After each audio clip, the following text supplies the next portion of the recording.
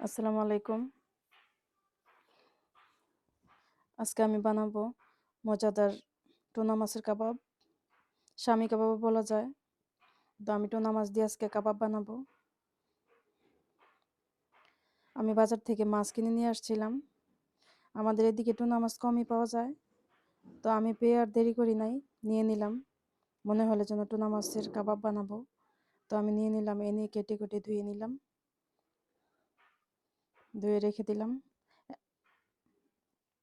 এখন দিয়ে দিব কড়াইতে তেল। তেল দিয়ে আমি পেঁয়াজ কুচি দিয়ে দিব। পেঁয়াজ কুচি দিয়ে আমি 1 কাপ পরিমাণ পেঁয়াজ কুচি দিলাম এখানে। তো পেঁয়াজ কুচি দিয়ে আমি ভেজে নিব এগুলি। পেঁয়াজগুলি আমার ভাজা হয়ে গেছে, এখন আমি উঠিয়ে রাখবো। উঠিয়ে আমি সাইডে রেখে দিব। ওই তেলে আমি দিয়ে দিব মাছ।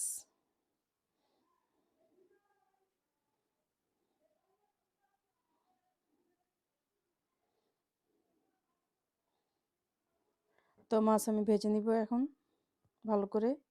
মাছগুলি সিদ্ধ করা যায়, তো আমার কাছে মনে হলো যেন ভাজি করলে বেশি ভালো লাগবে খেতে। এই জন্য আমি মাছগুলি ভাজি করে নিলাম। আপনারা চাইলে সিদ্ধও করতে পারেন। তো আমি এখন মাছগুলি ভাজি করে নিলাম। এখন আমি এগুলি কাটা বেছে নিব।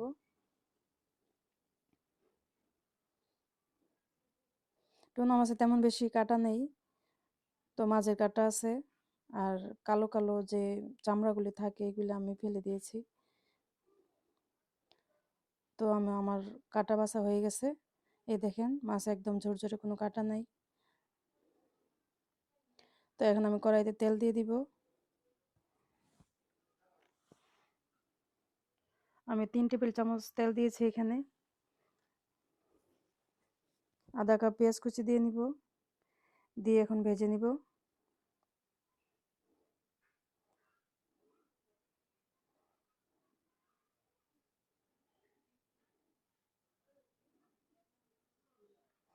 তো আমার পেঁয়াজ কুচি ভাজা হয়ে গেছে। এখন আমি দিয়ে দিব 1 চা চামচ আদা বাটা আর 1 চা চামচ রসুন বাটা, দিয়ে আমি ভেজে নিব। আদা রসুন বাটা, আদা রসুনের যে কাঁচা গন্ধটা আছে ওইটা চলে যাওয়ার আগ পর্যন্ত আমি ভেজে নিব। আদা রসুনের ভাজার সুন্দর একটা স্মেল বের হয়েছে, খুব ভালো লাগে এই স্মেলটা। তো আমি এখন দিয়ে দিব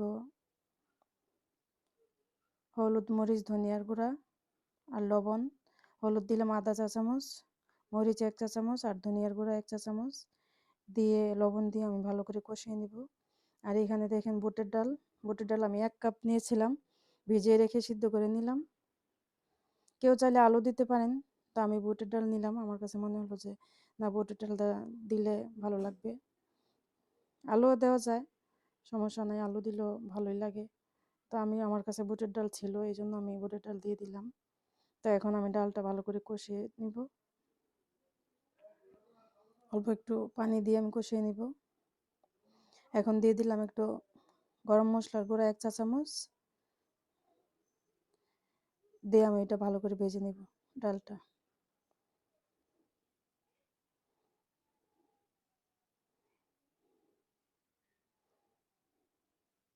ডাল তো আগেই সিদ্ধ ছিল, এখন একদম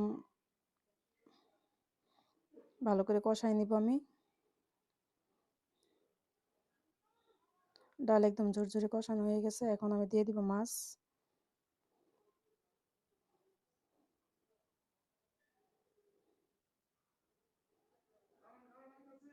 মাছগুলি দিয়ে আমি ভাজবো এখন।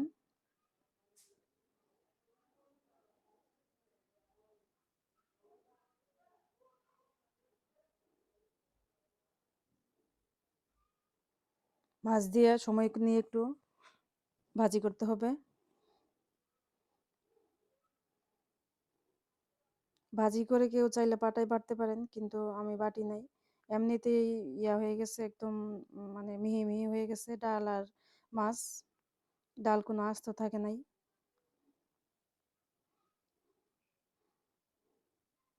আর মাছের ডালে যেন একটুও পানি না থাকে, ভালো করে ভেজে নিতে হবে। এই দেখেন একদম ঝরঝরে হয়ে গেছে। আমার ভাজা শেষ হলে আমি মাছটা ঠান্ডা করে নিলাম। তো আমি দিয়ে দিলাম 2টা ডিম। ডিম দিয়ে আমি ভালো করে মেখে নিব,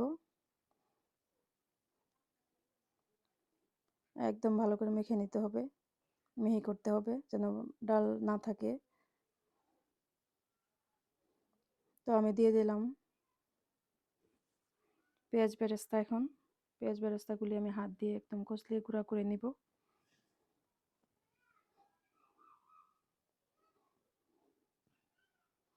তা এখন দিয়ে দিব আমি ধনিয়া পাতা আর কাঁচামরিচ।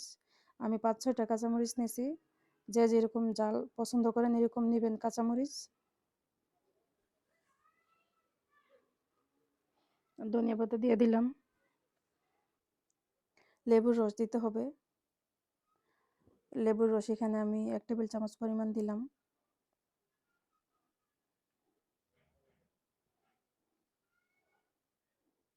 তো সব দিয়ে এখন আমি ভালো করে মিশিয়ে নিব।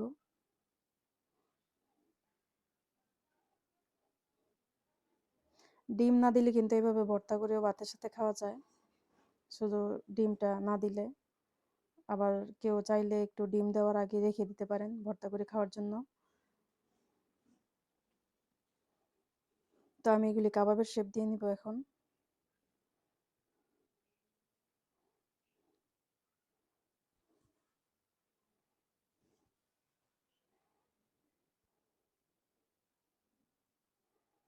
কাবাবটা তেমন পাতলাও না আবার তেমন বেশি মোটাও না।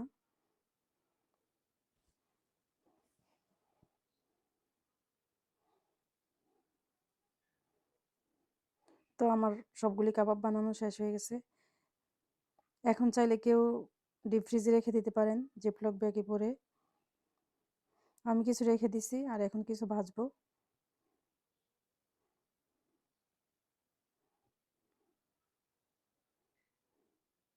তো কড়াইতে তেল দিয়ে দিলাম।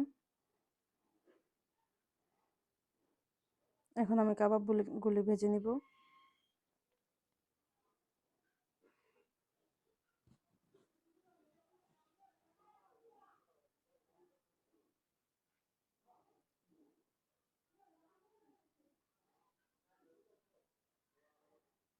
এক সাইড ভালো করে ভাজা হলে পরে উল্টিয়ে দিব।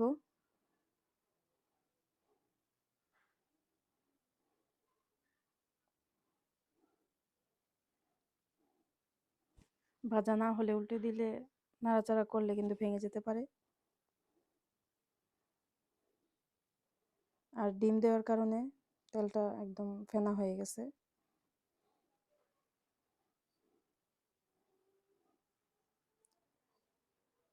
ডিম সাথে না দিয়ে আবার অনেকে কিন্তু পরে আবার ডিমে চুবিয়েও ভাজা যায়।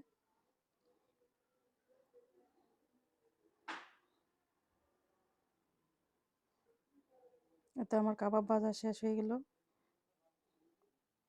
মাশাআল্লাহ, দেখতে কিন্তু খুবই লোভনীয় লাগছে, খেতেও অনেক মজা হয়েছে। আপনারা এইভাবে বানিয়ে খেতে পারেন। আমার ভিডিওটা কেমন লাগলো কমেন্টে জানাবেন আশা করি।